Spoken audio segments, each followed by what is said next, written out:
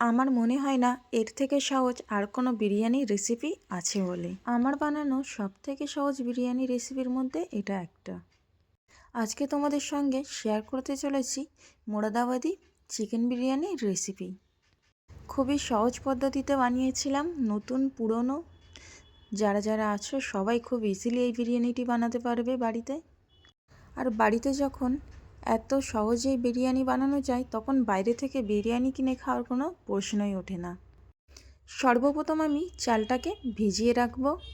এখানে আমি আড়াই বাটি মতো বাসমতি রাইস নিয়ে নিয়েছি এবং সেটাকে পানি দিয়ে খুব ভালোভাবে 2-3 বার করে ধুয়ে তারপর বেশি করে পানি দিয়ে ভিজিয়ে রেখেছি চালটা। তারপর এখানে একটা মশলার পুটলি বানিয়ে নেব, যার কারণে একটা সুতির কাপড় নিয়ে নিয়েছি এবং তার মধ্যেই দিয়ে দিয়েছি 1 চা চামচ মৌরি, 1 চা চামচ গোটা ধনে, আর দিয়ে দিয়েছি একটা গোটা পেঁয়াজ টুকরো করে কেটে রাখা, আর 4 থেকে 5টা তেজপাতা। আর ওইদিকে গরম পানি বসিয়েছিলাম গামলার মধ্যে। তো সেই গরম পানির মধ্যে আমি এই পুটলিটাকে দিয়ে 10 থেকে 12 মিনিট খুব ভালোভাবে ফুটিয়ে নিয়েছি এবং তার মধ্যে নুন দিয়ে দিয়েছিলাম ফুটানোর সময়। তারপর ঢাকনাটা খুলে ওর মধ্যে আমি চিকেনগুলি দিয়ে আবারও 10 থেকে 12 মিনিট মতো খুব ভালোভাবে ফুটিয়ে নিয়েছি। তারপর গ্যাসে অন্য একটা প্যান বসিয়ে তার মধ্যে পরিমাণ মতো সরিষার তেল দিয়ে কাঁচা লঙ্কা, আদা কুচি, তেজপাতা, গোটা গরম মশলা যেমন এলাচ, দারচিনি, লবঙ্গ, জয়িত্রী, তারপর দিয়ে দিয়েছিলাম গোটা জিরে 1 চা চামচ, 1 চা চামচ গোটা ধনে। এখানে আমি কাঁচা লঙ্কা 6 থেকে 7টা নিয়েছিলাম কুচি করে, সেগুলিকে গরম তেলের মধ্যে দিয়ে 30 থেকে 40 সেকেন্ড মতো খুব ভালোভাবে ভেজে নিয়েছি। তারপর দিয়ে দিচ্ছি কুচিয়ে রাখা পেঁয়াজ। এখানে আমি একটা মিডিয়াম সাইজের পেঁয়াজ ইউজ করেছি এবং পেঁয়াজটাকে হালকা ভাজা ভাজা করে নিয়েই তার মধ্যে দিয়ে দিচ্ছি টমেটো বাটা। এখানে একটা বড় সাইজের টমেটো বাটা নিয়েছি এবং টমেটো বাটাটাকে 1 থেকে 1.5 মিনিট মতো খুব ভালোভাবে কষিয়ে নিয়ে তার মধ্যে দিয়ে দিচ্ছি 1 চা চামচ পরিমাণ আদা ও রসুনের বাটা এবং আদা ও রসুনের বাটাটা দিয়ে প্রায় 2 থেকে 3 মিনিট কষিয়ে নিয়েছি মিডিয়াম টু লো ফ্লেমে। তারপর আমি এর মধ্যে অ্যাড করে দিয়েছি সিদ্ধ করে রাখা চিকেনটি। আর হ্যাঁ, ওই যে চিকেনটা সিদ্ধ করতে দিয়েছিলাম ওই পানিটা কিন্তু একদমই ফেলা যাবে না, ওই পানিটা দিয়েই কিন্তু বিরিয়ানিটি রান্না হবে।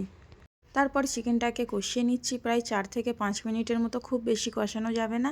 তারপর খুব ভালোভাবে কষিয়ে নেওয়ার পর দিয়ে দিচ্ছি এর মধ্যে ওই যে সিদ্ধ করে রাখা চিকেনের পানিটি। তো ওই পানিটা সবটুকু দিয়ে দেওয়ার পর খুব ভালোভাবে ফুটতে দিয়েছি। আর হ্যাঁ, পানিটা কিন্তু আমি চালের পরিমাপ অনুযায়ী নিয়েছিলাম, যেমন আড়াই বাটি চাল নিয়েছিলাম এবং সেই অনুযায়ী 5 বাটি পরিমাণ আমি পানি কিন্তু দিয়ে দিয়েছিলাম ফোটাতে। তারপর আমি এর মধ্যে অ্যাড করে দিয়েছিলাম ভিজিয়ে রাখা চাল।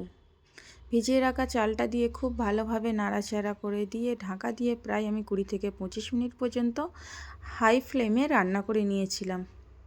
তো 20 থেকে 25 মিনিট পর্যন্ত রান্না করে নেওয়ার পর ঢাকনা খুলে আমি গ্যাসটাকে লো ফ্লেমে দিয়ে বিরিয়ানির উপর জায়ফল ও জাবিত্রির গুঁড়ো দিয়ে দিয়েছিলাম। তারপরে আমি এখানে দিয়ে দিয়েছিলাম গোলাপ পানি, মিষ্টি আতর ও ফুড কালার একসঙ্গে আমি গুলে রেখেছিলাম, সেই মিশ্রণটা দিয়ে দিয়েছি। তারপর এর মধ্যে দিয়ে দিয়েছি আরও একটু বিরিয়ানির গুঁড়ো মশলা, আর দিয়ে দিয়েছি কয়েকটা কাঁচা লঙ্কা, আর উপর থেকে দিয়ে দিয়েছি ঘি এবং সব শেষে দিয়ে দেব তড়কা। তড়কাতে আমি দিয়েছি ঘিয়ের মধ্যে পেঁয়াজ বেরেস্তা করে। তো পেঁয়াজ বেরেস্তার তড়কাটা আমি দিয়ে দিয়েছি উপর দিয়ে। তারপর পেঁয়াজটাকে খুব ভালোভাবে সেট করে দেব আর গ্যাসটাকে মিডিয়াম টু লো ফ্লেমে দিয়ে প্রায় 10 থেকে 15 মিনিট মতো খুব ভালোভাবে বিরিয়ানিটিকে দম করে নেব। 10 থেকে 15 মিনিট পর ঢাকনাটা খুলে দেখাচ্ছি। দেখো বিরিয়ানিটা কিন্তু খুব সুন্দরভাবে দম হয়ে গিয়েছে। বাষ্পটা দেখেই কিন্তু বোঝা যাচ্ছে বিরিয়ানিটি কত সুন্দর দম হয়েছে। এবার আমি বিরিয়ানিটি একটু উল্টে পাল্টে তোমাদেরকে দেখাবো। তো দেখো চালটাও কিন্তু খুব ভালোভাবে সিদ্ধ হয়ে গেছে আর বিরিয়ানিটিও খুব ভালোভাবে দম হয়ে গেছে। তোমরা যদি আমার মতো এই রকম মোরাদাবাদি চিকেন বিরিয়ানি বেঙ্গলি স্টাইলে বানাতে চাও তাহলে আর দেরি কিসের, ঝটপট বানিয়ে নাও এইরকম একটা সিম্পল আর ডেলিশিয়াস বিরিয়ানি বাড়িতেই। বিরিয়ানিটি বানানো খুবই সোজা, কোনো অতিরিক্ত ঝামেলাও নেই। আর হ্যাঁ, বিরিয়ানিটি রান্না করতে আমার হাজব্যান্ডও আমাকে হেল্প করেছিল। দুজন মিলেই বিরিয়ানিটি রান্না করেছিলাম। আর রেসিপিটি তোমাদের কাছে কেমন লাগলো অবশ্যই কমেন্ট করে জানাবে, আর যদি ভালো লাগে অবশ্যই একটি লাইক ও শেয়ার করে দেবে। আর দেখো মাংসটাও কত সফট আর জুসি হয়েছে, একদম এতটাই যে গরম হাত দিতে পারছি না, আর মাংসটাও খুব ভালোভাবে ছেড়ে যাচ্ছিল। আর তোমরাও যদি ভালো ভালো রেসিপি জেনে থাকো তো কমেন্টে জানিয়ে যেও, তো সেই রেসিপিটি আমি ট্রাই করার চেষ্টা করব এবং ভিডিও বানিয়ে তোমাদের সঙ্গে শেয়ার করব। ভিডিওটি এখানেই শেষ, ভালো থাকবেন।